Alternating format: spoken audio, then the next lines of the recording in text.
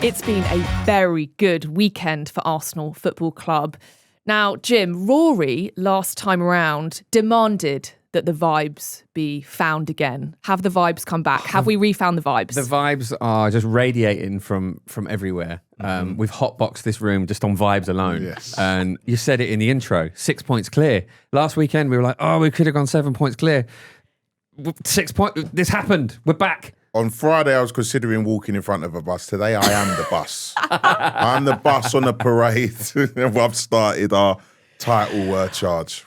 It's feeling good, and we are smiling at each other like really corny Cheshire cats in this room. But it's felt so good, and it's felt, as you say, Johnny, so different from last weekend. And we are going to dissect it, because what performance from Arsenal? The sort of game where if I had scripted it myself, it wouldn't have been that different from how it went. They really sort of returned to setting the agenda and having control, but having control in a confident way, which is something I feel like had kind of gone out of our game a little bit. And that is the first clean sheet we've kept since December, so where we've scored and kept a clean sheet. So it's been a long time coming since we've been that secure. We've not had any bozo moments, etc. We had everything this weekend. There was nothing to complain about. I did say on Friday that I thought it was a really good team tactical setup to be going up against, especially off the back of the Man United result, because they would try and play, and then if you try and play against us, you'll have no chance. And that was the case, because all season, I think there's a stat here that Leeds have had at least 10 shots at Ellen Road in every game this season. We restricted them to 3. Yeah. And we were dominant going the other way. They've only as well. lost twice, I think, as well, previously at Ellen Road. So Spurs and Villa. So not an easy place to go. And as you say, Jim, script. If you'd written that, 4 different goal scorers, impact off the bench, and I think probably one of the least nerve-wracking performances we've had for ages. Like at no point really did I feel that heart rate rising, getting a bit sweaty, looking at Arsenal trying to defend a 1-0 lead. Like we were in control the whole time. Yeah. So let's dive into it then. So Noni Madueke, I think probably one of his best performances in an Arsenal shirt. Would we say? Yeah, would we say, Jim? That ball into Zubimendi was fantastic, wasn't it? Perfectly weighted. And obviously the corner's a funny one. I think, like I've been saying for a while now, it feels like we're going to score directly from a corner at some point, because they put them so kind of on the keeper's head. And also, this is exactly the sort of reason that we've spent so much money essentially on a squad with these options, because Saka coming out of the lineup in the warm-up last season even would have been really disastrous, and you flounder in them. But we've got someone who can come in. Essentially, the role doesn't change. They play in a really, really similar way, and it's just smooth. And he comes in and he performs. And we still haven't really heard what the extent of Saka's injury is, whether it's a small problem or whether it's something more. But it gives you that confidence, doesn't it? That like, okay, well, if we have to do without him for a bit, nothing's going to change, nothing's going to be compromised. And Madueke has shown that he can perform. Yeah, I think both of the deliveries, one to the header, so Zubimendi scoring, but also the corner itself, which he's now been given from the Premier League, because it was going in. As you say, Saka, we don't really know, because I think what Arsenal have said is that he's to undergo tests, which is never a good sign. Yeah. What that actually entails, don't really know. Maybe a bit of product poking, that kind of thing. But as you say, this is exactly why the squad that Arsenal have assembled is so impressive, because it's not just cover. It's not just someone to come and do a 6 out of 10 job. I think, Noni Madueke did a fantastic job. And Zubimendi as well, Johnny, he came under a lot of criticism for the way that he handled the first Man United goal last week, but back with a vengeance and a great header. Great header, his 5th goal of the season. Once again, he's doing things which I didn't expect him to be doing. Popping up with headers. Goals is one thing, but being an aerial threat, especially now with what we're about to talk about later with Merino going out of the squad with injury. He symbolised that performance for me. In fact, that he represented the control and the dictation that we had in that game, and him getting the first goal, setting the tone, is what he did the whole match. So very impressive with him. And on with Madueke, I think the good thing is now, trying to take the positive or look for the silver linings, Saka's out. What Madueke needs, and he's never had, really even at Chelsea, was an extended period of time to build on good performances. Because when you're in and out of the team, and when he is, the flaws in his game that he has are based on the lack of, I think, rhythm or composure or just feeling comfortable in that moment. You need more time doing that. And you need to build on moments and games and performances like Saturday. So in some ways, we have to see that as a positive, especially after the weekend we've had. See that as a positive. Totally. Zubimendi and his headers. I read a really interesting thing recently that I think applies to him. So he's essentially 2-footed, isn't he? Which is quite rare among human beings, it would seem. So there's an absolutely amazing guy called Billy Carpenter who does underlying kind of elements of football that we don't necessarily see all the time. And he wrote a piece recently about 2-footed players. You can follow him on Substack, and I really recommend it. Apparently, ambipedal players, because their balance is better than most people because they don't have a weaker foot, it makes them really effective in aerial duels. And Zubimendi's a great example of it because he's quite short, but his record of winning aerial duels is really, really good. And obviously, that header is a great example of he's got that leap at just the right moment. I know he's not leapt like a salmon for this goal. It's timing, isn't it? I guess it's more like balance, isn't it? Yeah, balance. But I feel as though if you're more balanced, you time your jumps better. Yeah. And I feel that's what it is. Because if you players, that does happen. I don't remember Cazorla's scoring too many headers, to be fair. But yeah, I can see it. I definitely can see it. I've learned something today. I didn't realise also that the word for being 2-footed is, what did you say? Ambipedal. Ambipedal. Yeah. See, we're giving you so much value here, guys. New words, I just new used stats. ambidextrous. I thought ambidextrous That's applied hands. to everything. Yeah. Yeah. There we go. I can play sport with both hands. There's a fact for you. Really? I can play tennis with my left and right hand. Are you not left and right footed though?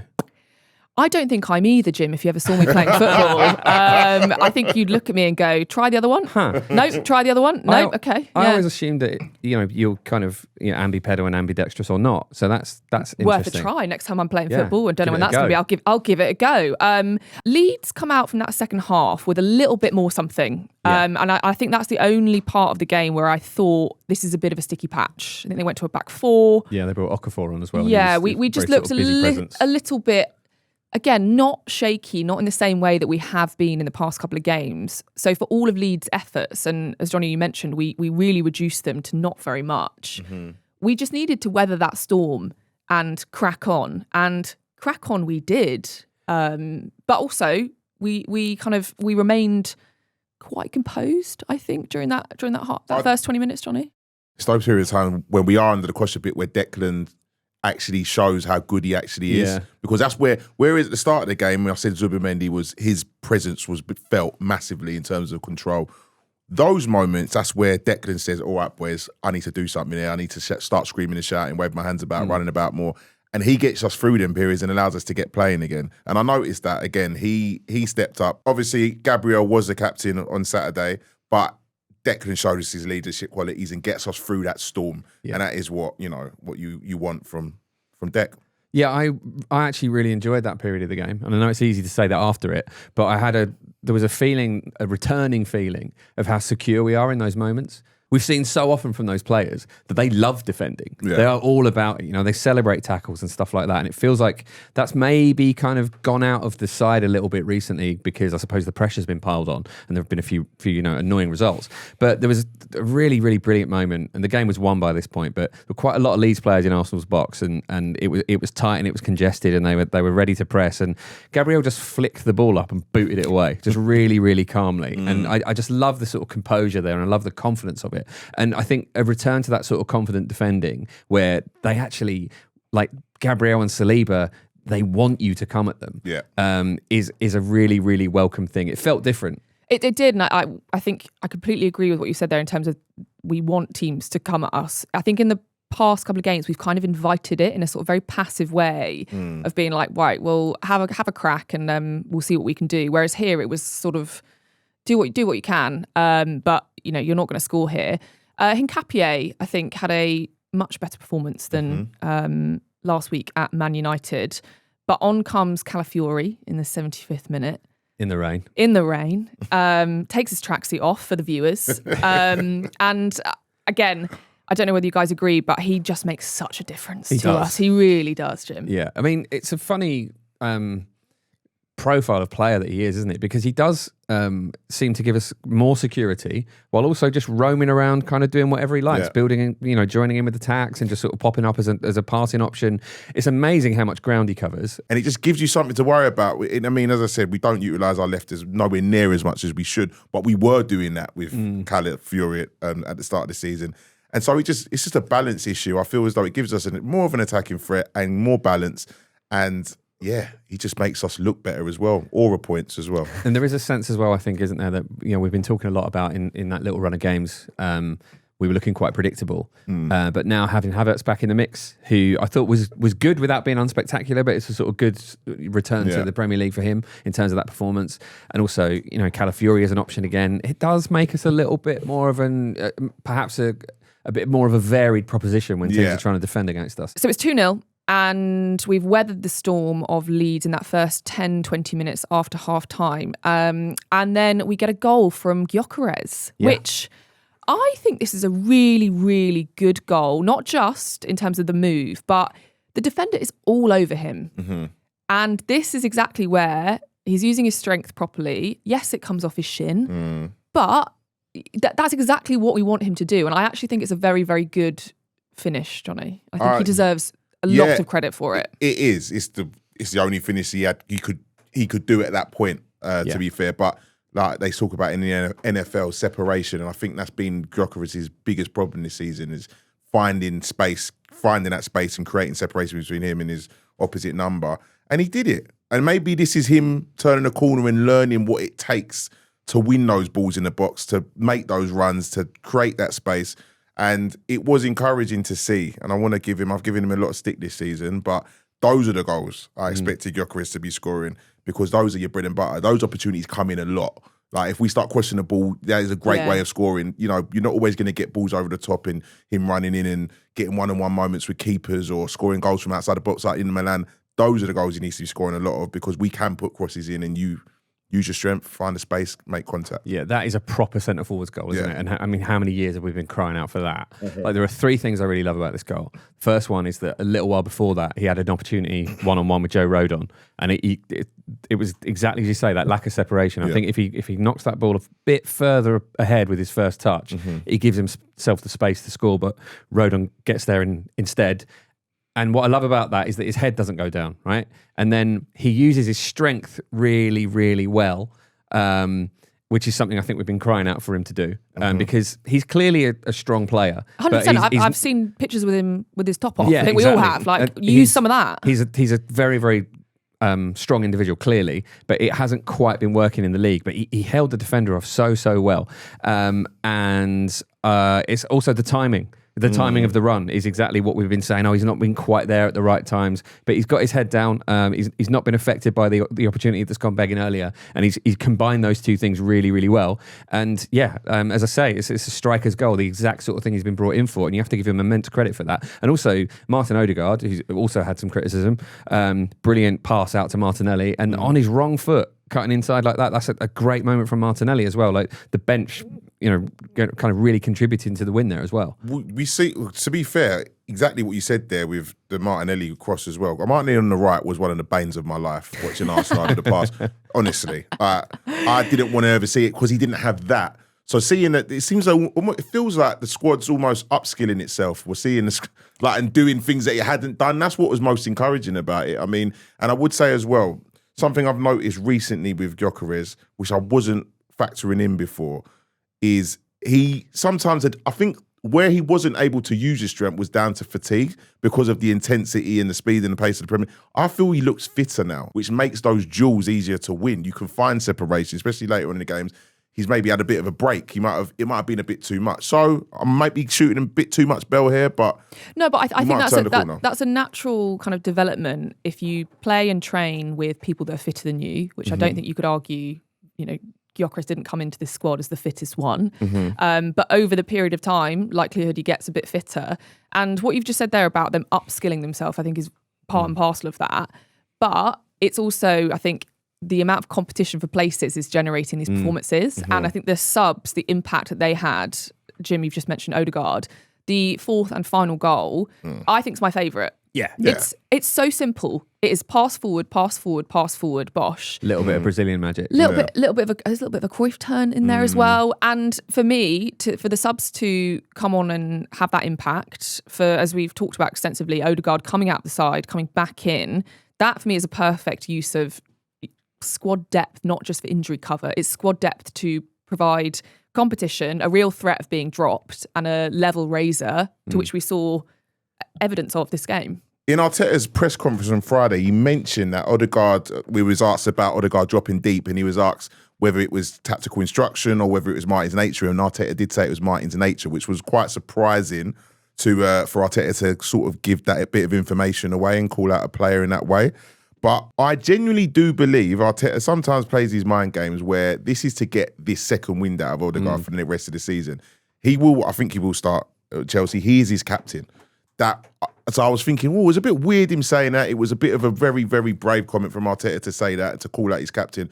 But it was for a reaction, I think. And we've already got part of that reaction. And I think we're going to see that, hopefully, in the coming weeks with how Odegaard responds to that. Yeah, I thought, his Odegaard's response was brilliant. And he was, essentially popping up in the spaces where he's the most effective. And obviously you're playing against a tired defence and the game's a bit stretched, so it's a bit different. But that is way more like the Martin Odegaard that we know is in there. And I wonder if actually there was a little bit of a tactical tweak in this game that we might see going forward, where Rice and Zubimendi played a bit deeper, didn't they? They were a little bit more of a screen. Rice wasn't kind of bombing forward as much, and that essentially left Havertz in that space to do his thing. I don't think there's any real reason that Odegaard wouldn't benefit from the same. And as long as they're all kind of, coached for that to be the case, you're going to get the best out of Odegaard's game as well. So who knows? Maybe this is a sort of perfect timing of those two kind of little tweaks. So I think we can conclude that to get the best out of some of these Arsenal players, they need to sort of be poked and prodded a bit. And Trossard is another good example. Like when he gets dropped, he comes back with a vengeance. Yeah. I think Martin Odegaard the same. And tactically, as you say, Jim, that it just felt like he had a little bit more space and time on the ball, but not in the way that he sometimes does, where he takes too many touches, but just a little bit more kind of freedom, and that's when we see the best of him. He had real zip to his game, and when he's playing like that, he's so difficult to play against, because before you know it, he just pinged off a brilliant pass somewhere. And I know it's not always as simple as that, but that's exactly what we want to see from him.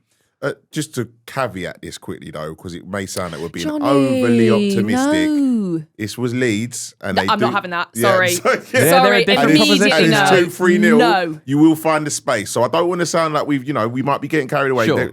We might not have those opportunities and those moments afforded to us every week, but it was encouraging to see. But again, I'm going to come back at you here. That's the reason why having things like set pieces is really, really important, because this is a good example of a game where we have scored a couple of lovely, visually pleasing goals and two-ish set pieces. Yeah, two-ish. I'm not glad having you said the first. That. Yeah, is the first one? That's not a set piece, is it? I mean, I'm not sure what the actual definition is, because that's not in the first phase of play from the corner, right? So surely that's just... I know everyone's kind of set in the shape that they were in defending the corner, but the ball's come out again, right? I'm not having that as a set piece, I'm afraid. You're moving the goalposts now, literally, for us to score two set pieces. But to your point, Johnny, it just means that we can do both. Yes. And we can do many, many things more, which means if Leeds want to give us space, happy days. If they don't want to, set piece. We can all... I don't know if we mentioned this already, but... the Leeds manager, just like Diego Simeone, just like Christian Kivu come out and say, well, after we played in Milan, has given us the biggest big up any other manager could. So when you're hearing all the rival fans criticising us, I know we can do own goals, top scorer, and how many set pieces.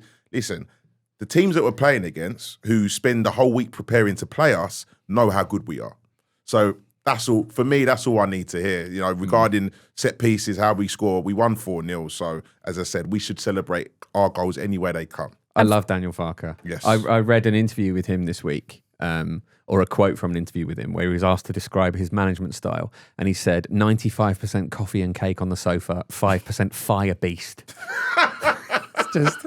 I love him so much. I don't even know what that means. No, I don't either. What's fire? I mean, I imagine fire beast is what happens when you get pumped 4-0 at the weekend and then you come in on Monday for training. But I love the idea that for the majority of his time, he's just a kind of, I don't know, working mum, basically, or stay-at-home mum, having tea cake, whatever.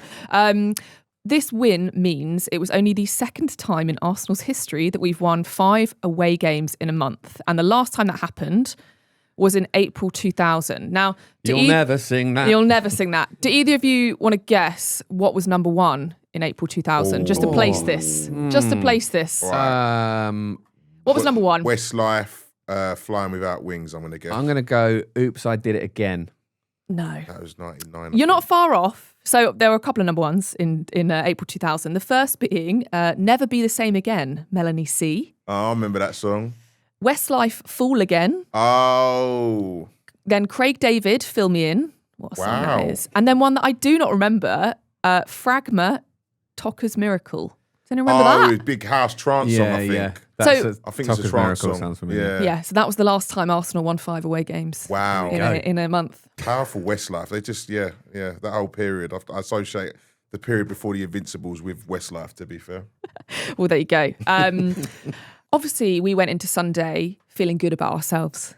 We felt good. Mm-hmm. And the day got better. It really did. 2-2 draw between Spurs and Man City after Spurs went 2-0 down in, Jim, probably the most bizarre 45 minutes of football I've ever seen from Spurs. And the whole atmosphere was just strange. It's amazing what they can do to Man City. They're in their heads more than they're in their own heads, which is obviously a lot. I think Spurs have the best record of anyone against it's the Guardiola in England, don't they? Yeah, most club. It's the club he's lost most to, which is insane. Anywhere Spurs. as well. Anywhere as well. I would imagine so, I think because it's not like when he was at Barcelona, he's lost. Yeah. You know, so they've really got a hoodoo over him. Yeah, and it's across managers as well, and across lots of different ideas of how the team are going to play, and it is so strange, and I'm extremely grateful for how neighbourly they are in that regard. Yeah, and they didn't quite get the defeat they were hoping for, Tottenham. Well, they were close though. I mean, yeah, but I just cannot believe the turnaround. And obviously that is just brilliant for us, isn't it? And it does, as much as there's been an element of us shooting ourselves in the foot a lot this season, there is also, this reminds me of the season Liverpool were having last season, right? Where every time we had a chance to capitalise on them dropping points, we just screwed it up. And it looks like, I mean, because you got to look at Villa as well there. Our closest rivals are doing the same, and you have to ride that. And I think we've really... It's strange, the difference between when we play first and when we play last. And it is something we really, really have to address. I mean, I hope we get to a situation again, because of course I do, where we have a chance to extend the lead when we're playing last and we actually take it. Because that is a mental test that we need to pass. And I think that more than anything will give me confidence that, like, this is it. This is our time. It doesn't feel like we have done that. You're right. We seem to do the absolute bare minimum or less when we actually get the chance to go ahead when we've played second, but we are playing first this coming weekend. Yes. So there's that. I will also take them dropping points after we win first. Absolutely. I'm not going to be fussy clear about it. You know, that's fine. There was obviously a lot of chat, as you've mentioned, Jim, about Spurs wanting to lose. Now, let's be honest. Would we feel the same if, for example, we were up against City and us beating City meant that Spurs had a commanding lead in the title race? Now, this is obviously never going to happen, so let's just indulge ourselves a little bit. How am I going to say this? I think I would feel similar, but I would not tell a soul. You could not torture that information out of me. Do you know what I mean? Ironically, that's actually very honest, isn't it? Yeah, I get it, but equally, I would not be tweeting about it. I would not be telling anyone about it. I would just be maybe secretly thinking, I might, we haven't got the same inferiority complex, which is... We're not losers, no, Johnny. We're not a bunch of losers. I have spoken to a Spurs friend of mine, and this sums it up. A really, really, really close friend of mine. He said, when you're in Invincibles, because we were at school at the same time, when that was happening, he used to go home and cry to his father and say, why have you made me support Spurs? Like, so imagine, right, I'm just being honest, and I'm not being funny, 5 out of 6 of you Spurs fans probably have a similar story. Imagine growing up with that, with this, they win all the time, they're so good, they've got their top players on Renault Clio adverts, all of this stuff. Imagine having that, and that trauma doesn't leave you. And that was in the stadium. And then what I found yesterday was funny watching. It was a weird, like, pre-season atmosphere. But it was almost them collectively trying to work out how do we respond to this. And then they figure out, you know what, we're getting back. We could have got 2-3-0 here. Even though I want to get rid of Thomas Frank, we've got to have some personal pride. We actually paid for season tickets to watch this team. Pay a lot of money as well. A lot of money. And it is a very nice stadium. I will say that. I went to watch boxing there. What a trophy. Yeah, exactly. And they slowly figure out, and then they start cheering. And I was watching some of the streamers, the Spurs streamers, and they actually got into it and they realised, oh, we're a football club. We're actually supposed to win games. Yeah, this isn't a charity. Judge on the crowd, they wanted to win that game, right? Be fair to them. Like, it's just it's a kind of vocal, weird minority online, isn't it? Yeah. I think in that situation, I would just want, I would want us to win, but I would then want them to mess it up. And if we did lose, I'd be like, at least that's bad for them. Yeah. I can't ever imagine going into a game and wanting Arsenal to lose that. No. I mean, it's, maybe the test of that will be if it ever, happens. But I don't think that's anything we're ever going to have to contend with. And if you ever see me doing a Poznan on behalf of Man City, ship me off to Dignitas. Like, that's the end of it. Where that leaves us, though, Manchester City are 6 points behind us, and they've only won one of their last 6 games. And so also, feels good. The way that Spurs managed to sort of kind of come back at them in that second half was just tackle them, just go at them, just win the ball off them and launch a counter. No, exactly. It wasn't. There is something a little bit, I think, being overlooked about this Pep team at the moment. Firstly, they're not being labelled. No one's calling them bottle jobs. Rodri, we're going to get onto that, I'm sure. We'll talk about it in a minute. But there's a capitulation. They haven't scored in the second half. All this year, calendar year. They've not scored a second half goal. Rodri looks really angry all the time as well, doesn't he? It's because he's not the player he was. Because he had the meltdown after the game, complaining about the Marc Cucurella salty, and very, very salty. Very, very salty. But this is a team that's not all quite there at the moment. Psychologically, they're not the winning beast that a Pep Guardiola team normally is. I mean, by the time we go to the Etihad, I'm sure the lay of the land could be very different. But I really hope that we look at them as someone to be got at, and that we obviously got to approach it with a degree of caution. But they aren't the team that they've been in the past, and I think we need to try and. I don't think Arteta's won there, and we really, really need to look at that as an opportunity to go. There you go, bang. We're coming for the title. We're coming for the title, Pep. Well, coming up after this, Mikel Merino goes and ruins the perfect weekend.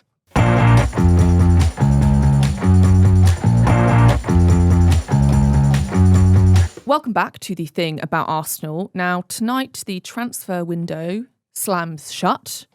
Believe it or not, the door is open currently. And just like last January, nothing much has happened yet officially for Arsenal. But I think you'd both agree that if you compare where we are now with last January, it is completely different worlds. We're not clamouring desperate for the club to sign someone. It's kind of maybe a bit of a nice to have, Jim. We might get someone in, but we're quite settled as we are. Totally. I mean, this time last year we were all screaming out for a striker, weren't we? And there wasn't one available on the market, so we spent the next 5 months screaming out for a striker until the window opened again.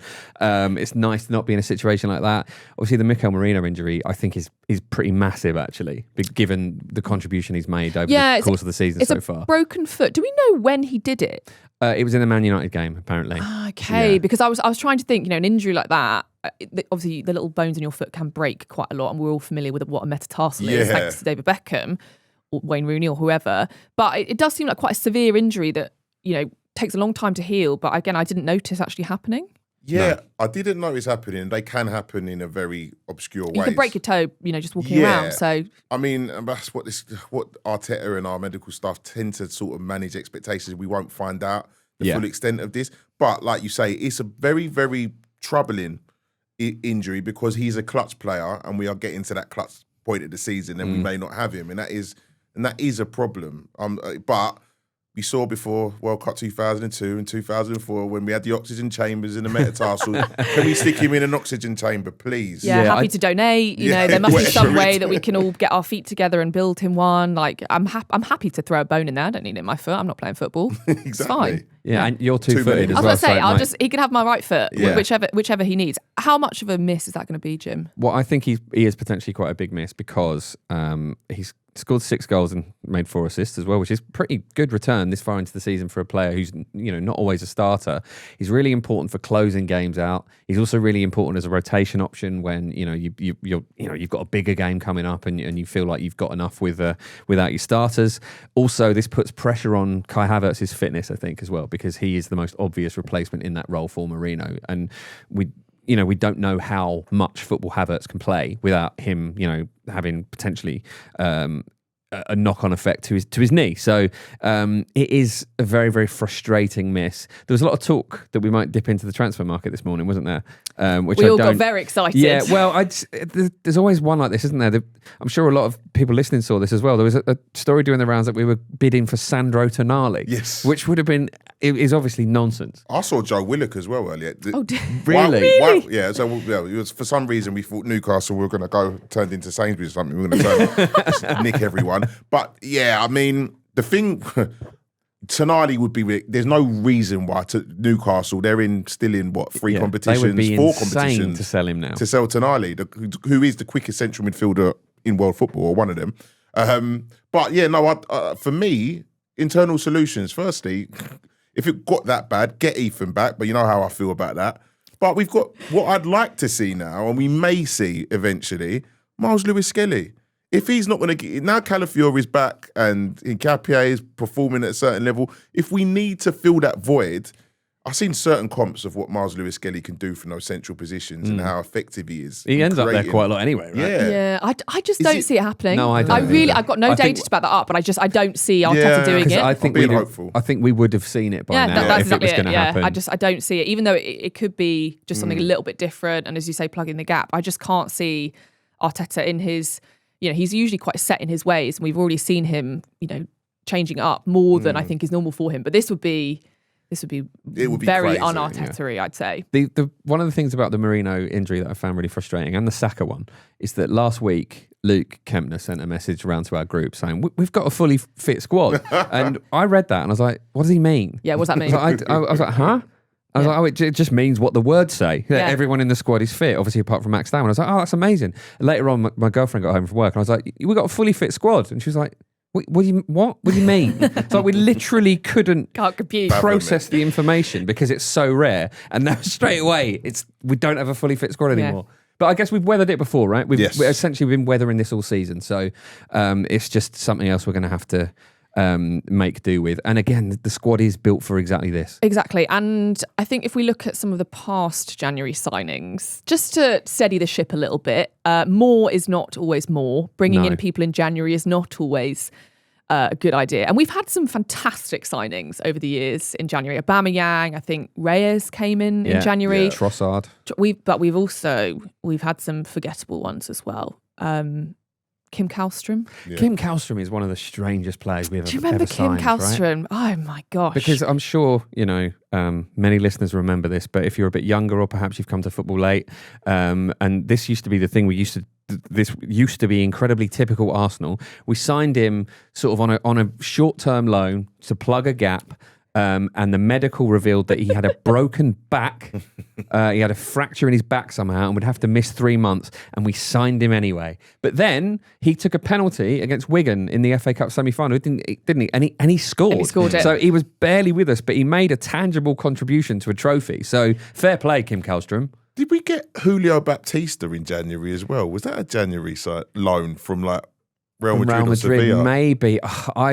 I was desperate for him to succeed. Yeah. There are very few players that I was really that I was as excited by who kind of delivered so little in comparison. He got them 4 goals. He had that moment at Anfield in the League Cup with the 4 goals. So it seems that we signed people... Was it 5? I thought it was 5. I think in one game. Yeah. We seem to sign people in January for moments. Yes. Irrelevant moments. Arshavin. Even Thierry Henry when he came back in 2012. The Leeds goal, fine. Yeah. Happy days. I think there's a wider conversation about January signings and how difficult, and I feel as though Semenyo weren't great yesterday.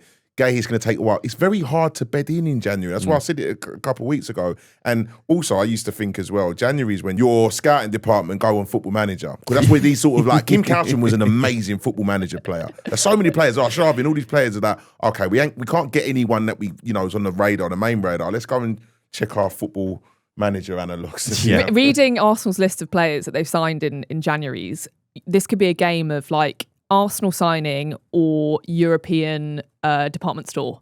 Like, you cannot tell me that something like, I don't know, Carlos Vela couldn't be a Spanish department store. Like, some of these are so niche. He was great though.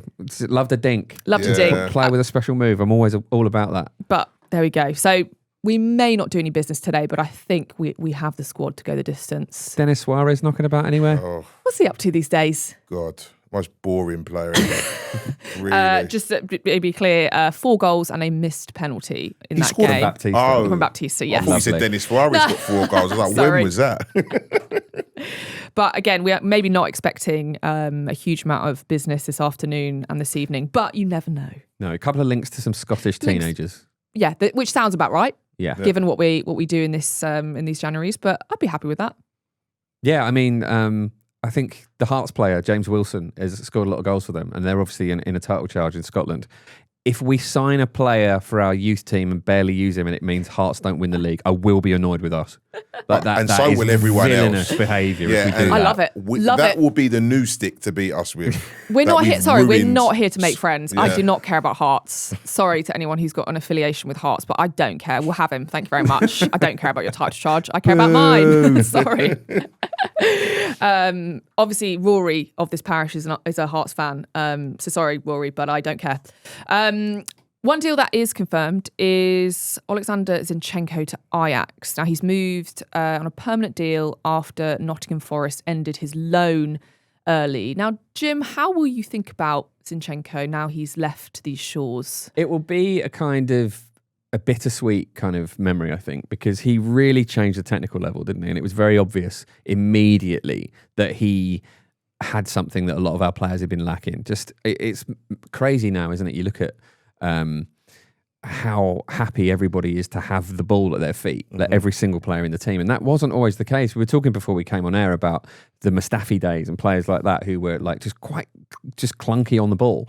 Zinchenko was really shocking to me in how technically proficient he was and how he seemed to be everywhere. There were points where it felt like he was twins in that first season in particular. The drop-off was quite stark, wasn't it? Because the flaw in his game was obviously one-on-one defending, and that got exposed a few too many times, and then Arteta's trust waned in him, and I'm really surprised that he's in a situation now where he wasn't able to get on the pitch for Nottingham Forest. I think probably the injuries he's had are taking their toll on him now, but I really will always like respect him and think very highly of him. Johnny, I guess not so I was much. about to say, I get a sense from your face there that you We went don't to feel the Anfield same. towards the end of the 2022-23 season, and we had to win. We were 2-0 up, remember? Jesus, I think, had scored or whatever, or you had to...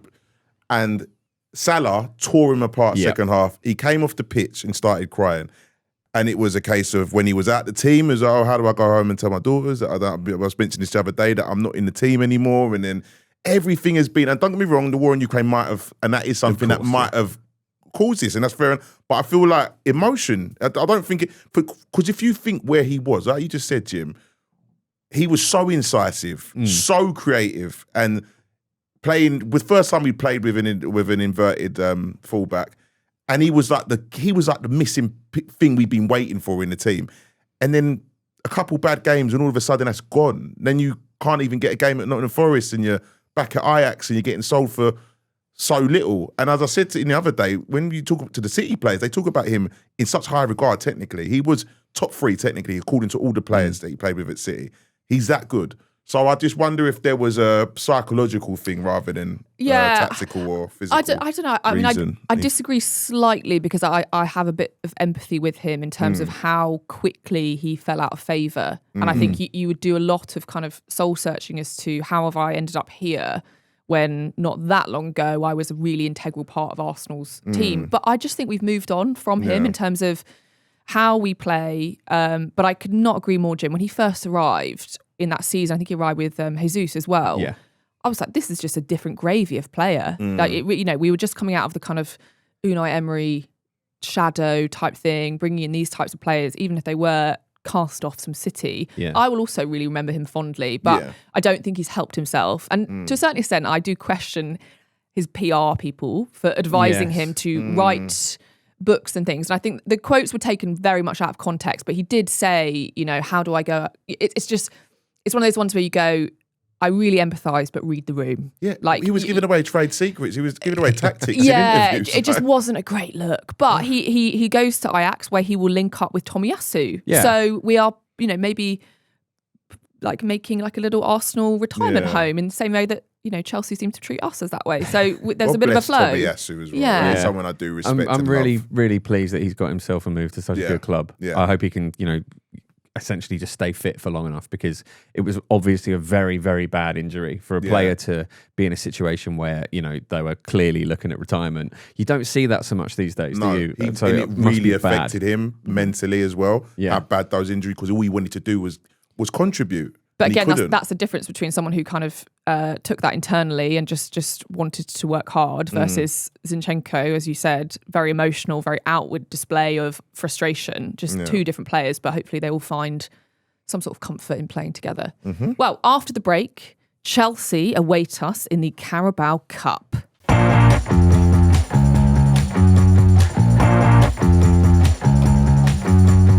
Welcome back to the thing about Arsenal. We face Chelsea in the Carabao Cup semi-final on Tuesday, taking a 3-2 lead into that second leg. Now, that first leg was a bit of a weird one. Bit of a weird game. I think the fact that we conceded twice to Garnacho, everyone should be on a performance improvement plan. You get fined for that, surely. Really, really, you should be doing laps for that. But we are in a good position. But Jim, just give me a sense of how do you see this playing out? Because we've got a lead, but it's not maybe as commanding as it should have been. Yeah, it's a lead that gives them motivation, right, to come out and score the first goal. Because if they score the first goal, that anxiety sets in. That's giving me anxiety already. I'm already thinking about it. Yeah. But I mean, if you got to look at the result they had at the weekend as well. Now, obviously, West Ham can be absolutely abysmal at times, but Chelsea find themselves in a silly situation of being 2-0 down to them, and then they turn it around. And I think this shows that this Chelsea team, they're always a threat. They can always kind of force their way back into a game, and this is going to be something where we're going to have to really expend a lot of energy tomorrow night and to put this to bed. It's going to be a taxing game. They are going to make it difficult. I think a really important thing is kind of putting in a defensive performance that is as similar to the game at the weekend as possible, because Moise Caicedo strikes a ball so cleanly, so well, and they'll be looking for him to get in positions to exploit that. They've seen what happened to Man United as well. We just let so many of them take a long shot. So we cannot let him in particular, or Enzo Fernandez really, in those positions. And I don't really know what type of team they're going to put out, of course, but I imagine they'll go strong because they want to get to that final. So this is going to be a real fight. They dropped a lot of player work. Yeah, they kept their powder dry. Is that the phrase for this game? I think it's a difficult game for Liam to prepare for, because if we are brave, the tie could be over by half time. And I feel as though, so it's like, if it was a draw, you go into the game, you think, okay, keep it tight, and we'll open up in the second half. Where we got the 1-goal lead and we're at home, if Arteta says, look, let's go for the jugular, because we've got that margin of error, it's very difficult for him to set up how he approaches that game, because I don't know if Chelsea know how to play that way as well. I think what goes against us, though, is some of our home performances where we have leaked goals and been a little bit cagey, and I think they will look for that environment to kind of interfere with. They will be absolute bastards, just like they were at Stamford Bridge. Just like they always are. Exactly. And they use that as a strength. It's the Cucurella effect, isn't it? If you just send him out to wind people up, and he will manage to do it. He will manage to do it, but he will get chucked to the floor like a rag doll, which is, I think, the moment of the weekend. Adama Traore literally throwing him to the floor like a child discarding a doll. Yeah. It's just fantastic. I've watched it thousands of times. It was like a Ric Flair Irish whip. I actually couldn't believe how much power and force was generated with such little. He looks like a dummy. It's the perfect combination of players, right? Adama Traore is obviously so strong, and Cucurella looks like his bones are pipe cleaners, and he's just this, like you say, this weird little ragdoll character. And this is just the latest one in the compilation. Players do this to him all the time. Yeah. They can't help themselves. Like João Neves for PSG was running past him in one of them. He just yanks his head over because he can't help himself. People get close to him, and apparently something about him is so annoying that they just have to push him over. Jim, have you heard his song? The Cucurella that eats paella. Oh no, I thought you meant the one that he sang after they won the Euros. Yeah, no, Cucurella y paella. That Jesus Christ! If he sung that around me, I'd throw him out of Stamford Bridge, let alone the corner flag. I do wonder if he cut his hair, it would be different. It's something about it. It takes up space. And Ben White, the same, threw him to the floor. I'd hate being marked by him. Honestly, at a corner. He's absolutely dreadful. Absolutely dreadful. But again, we will face a battle, and I think you're right. They're going to be bastards from the start. The really annoying thing about Chelsea at the moment is that any one of their players could join us at any time during the transfer window. So I've kind of had to level out my sort of general baseline of hatred for them. It's like never know who's next. It's like seeing the kind of future of Arsenal projected. Yeah.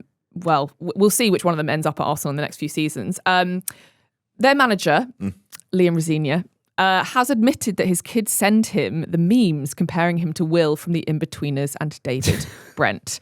I kind of have respect for this. At least he is owning it a bit, because he is very linked in. He's very, manage and all that kind of stuff. But, we like someone who's a little bit self-aware. I've been a fan of Liam for a very long time anyway, outside of his work and whatever else. But he's taken on this personality. Like this is now become, it's a bit performative as well, but I think there's a reason that we're not seeing yet of why he's hamming it up so much. But it is, at the moment, it's quite endearing even to look at it from the outside. It's endearing to rival fans. It must annoy some of the Chelsea fan base so much, particularly the ones who, like to run their mouths a little bit on social media. They absolutely hate it. But from where I sit, I'm a bit like, obviously I don't want Chelsea to succeed, but I do quite like that he's just kind of committed to the bit. He's doing a really good job there. And they've had so many games, and they're generally such a sort of basket case that I think it's gone under the radar a little bit, because there's always so much going on there that people haven't really been sort of sitting back to assess what he's done. But he's really kind of given them a boost. So they're going to be a really, really tricky opponent, I think. Yeah, to do it twice effectively in a week, Napoli and West Ham, that's impressive. Like, and what it shows, he's got to tune out of those players, and they are battling for him, and that is something to be said. Well, it's going to be a tight one for sure, and we will obviously be on the mics as soon as that game finishes on Tuesday. Now, before we go, it's time for Rate My Seat. This is where we ask you, the Arsenal fan base in the UK and all over the world, tell us where you watched the game at the weekend, and then we give it a score out of 100. So send your pictures and descriptions to show@thingaboutarsenal.com or DM us on X and Instagram @thingaboutarsenal. And if you're listening, you can see today's submission on X or on our Instagram stories. So this week, Jack has got in touch from Washington, and these pictures simply come with the caption, Franklin Hall DC Armory, which is the Washington DC branch of Arsenal America. So we've got a kind of very packed bar, lots of Arsenal stuff. This looks fantastic, Jim. It does, doesn't it? It's massive. The screens are everywhere and also pretty big. Everybody's wearing merch. There's a flag up with a logo on it. You can tell that this is something. They're not messing around. No, they are really committed to making this a good atmosphere. I will rate this very highly when we come to this point. And I think actually, if you live in another country, this sort of thing must feel like a little bit of home away from home, because it is so it looks like a pub on Holloway Road. Yeah. I was about to say, it looks like the concourse at the Emirates a little bit. Yeah. That's what it is in the is posh a home bit, maybe in club the posh seats. bit, yeah. Industrial, I love it. I absolutely love it. And if I'm ever in Washington, which I won't go whilst Trump's still there, but if I'm ever there, I will go to this place to watch the Arsenal game. And a particular attention to detail here is that we've got a picture of a Guinness with an Arsenal logo in the foam, which is fantastic. Yeah. I would like one of those for home. Right, Jim, I'm gonna come to you first for your rating. I'm going to give that a 91. Ooh, we are really high. Is that the highest one you've given so far? Yeah, easily. Okay, straight to the top of your leaderboard, Johnny. Yeah. 88, not far off Jim's. Yeah. I think this for me, I'm going to go 90. I think this is the perfect place to watch football. Because you know that you're surrounded by people who've made the right choice in life about the club that they've supported. Yeah. And drinking a beer with an Arsenal crest on is fantastic. Absolutely. Fantastic. So high scores all round. Jack and the whole of DC Armory, thank you very much for sending that in. It's been a good week. It has. Thank you for being with us on this episode of The Thing About Arsenal.